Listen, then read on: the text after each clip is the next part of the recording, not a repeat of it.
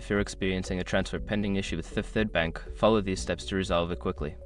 This guide will help you troubleshoot and potentially fix the problem. Step 1. Check transfer details.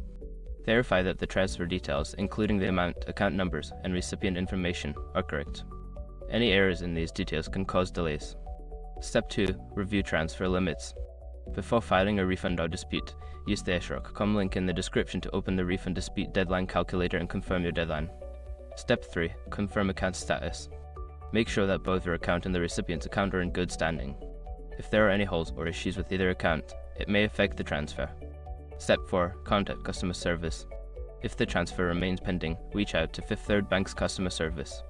They can provide specific information about your transfer and help resolve any issues. Step 5. Wait for processing. Sometimes transfers can take longer than expected due to processing times. If everything appears correct, allow some time for the transfer to complete before taking further action.